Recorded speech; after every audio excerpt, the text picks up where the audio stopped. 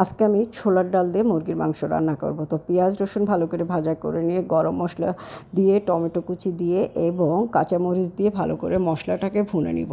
আর এখানে আমি সব প্রকার মশলা একসাথে পেস্ট করে নিয়েছি।